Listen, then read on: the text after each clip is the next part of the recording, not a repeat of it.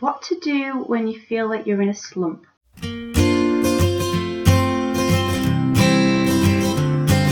Okay, so I received a message last week and I thought I'd share it with you guys. I'm going to keep the person anonymous, but I know that you'll be watching this video because I'm doing this video because of this message that I received, but I really think that it relates to so many of us. So I thought I'd answer your question in the form of a video, and the question says, "Hi Alyssa, so hi, I feel as though I'm in a slump.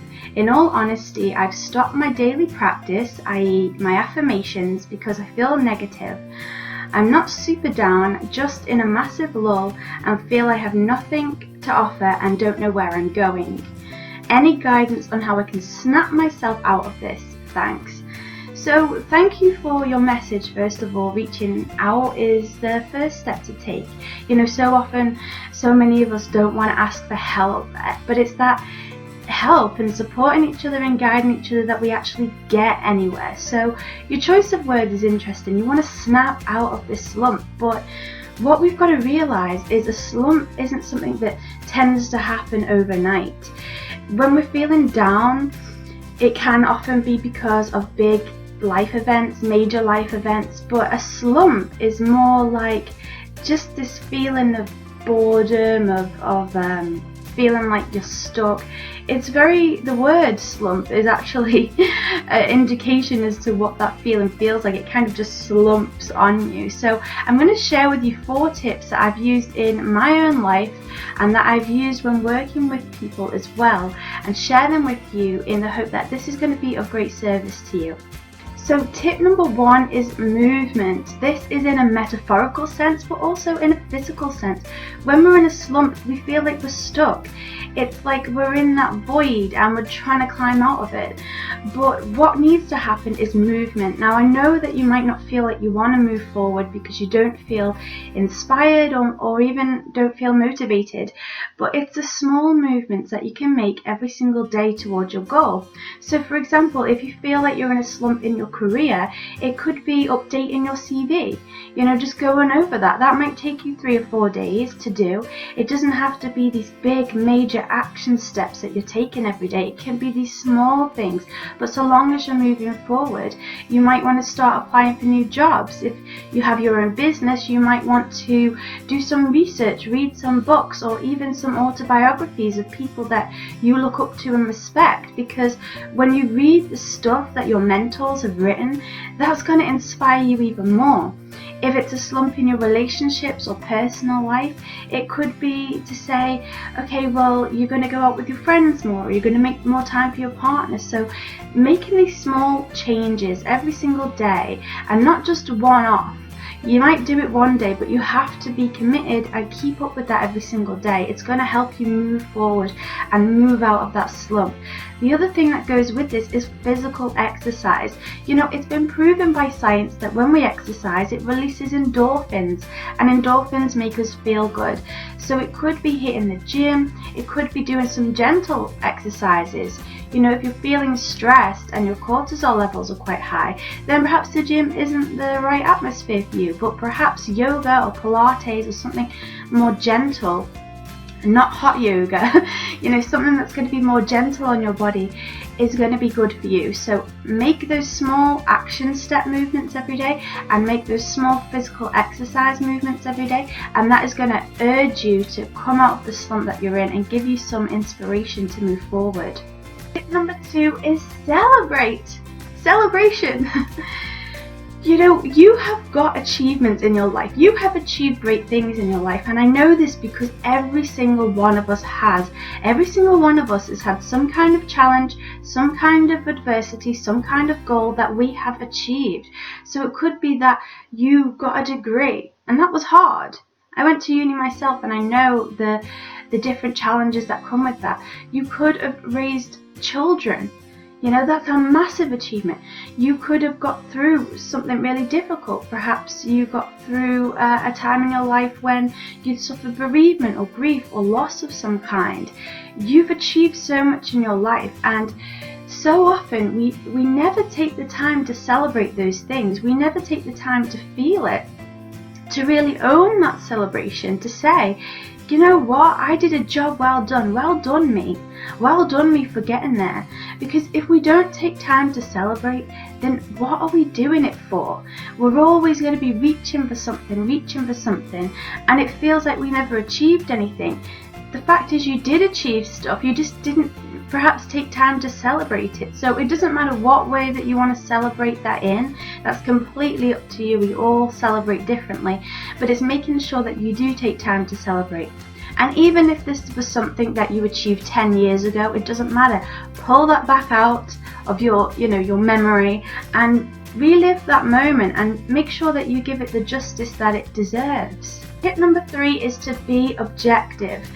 This is a really good tool when we're feeling in a slump. It's about taking yourself outside of your body, outside of your situation, and look in on yourself as if you're another person. What would another person think of your achievements? What would another person think of all the great stuff you've done in your life?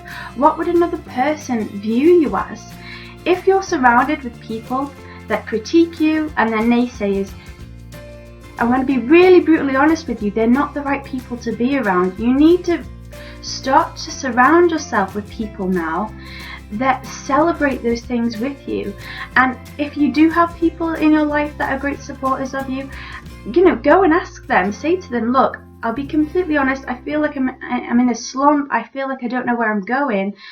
What things about me do you think are qualities? And the chances are they will turn around to you and they will say, oh my goodness, what are you going on about? You've achieved so much, you've done so much.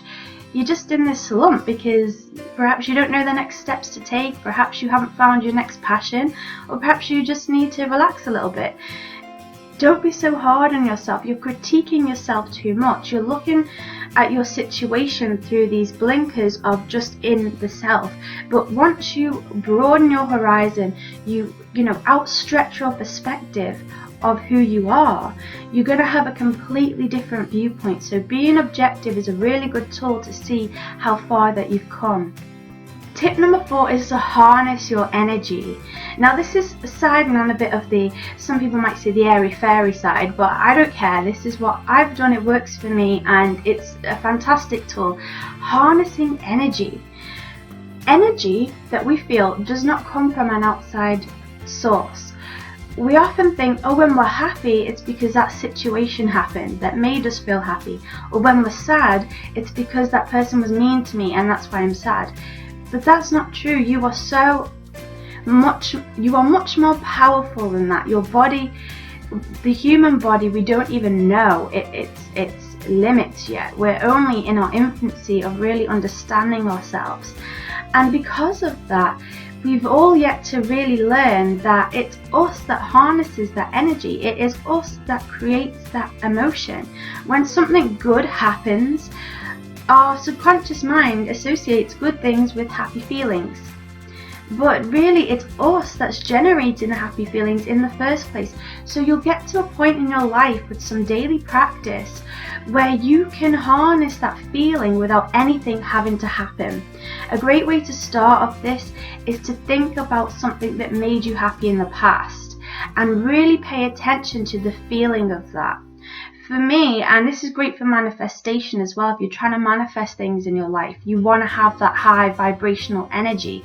For me, one of my happiest moments, aside from my baby brother being born, but that's sometimes too overwhelming to use, my grandmother bought me this gift set, and she'd wrapped it all lovely and she'd put a big bow on it, and it was one of her last gifts to me. But when I think about that gift, when I think about that perfume that she got me, it just fills me with so much joy, and it's like getting the gift all over again. So harness that energy. You can do this with humor. You can watch things that you find fun, go to see a comedian. You can do this with a loving memory. You can do this with a feeling of excitement and exhilaration. But once you start to learn how to harness your own energy, you'll never ever have to rely on an outside source to make you feel like that. And anytime you feel yourself slipping into that slump, it's like in Peter Pan, when they say, think of a happy thought and you fly. That is so true. When you feel like you're slipping down into this slump, think of something that fills you with joy, and you will feel your vibration rise and you'll bring yourself back out of that slump. And you know the best part of this? You have done it yourself. You didn't need an outside thing to pull you out. And yes, it's nice when we get outside help, but when we do it ourselves, it's an even bigger sense of achievement. Now I'm going to share with you a bonus tip. So this is going to be tip number 5. And tip number 5 is to rest. Really should have put this tip at the beginning, and this is something you should try before any of these other tips. You may just need some rest. Often, you know, when we've been working hard, we tend to feel a sense of guilt when we rest. And usually what a slump can be is your body and your mind and your whole being just wants to take a break, and therefore brings you to this halt.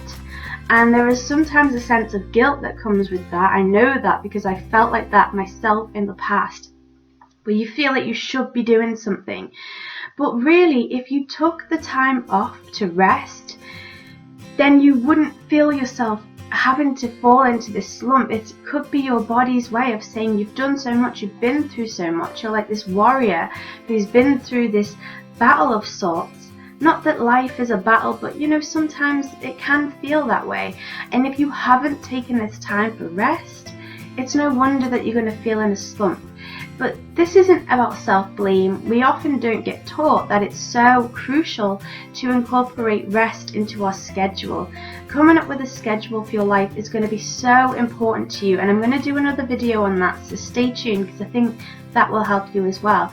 But just to briefly explain, a schedule is where, you know, you're going to have your time for work, your time for your research, your time for your play, and your time for your rest.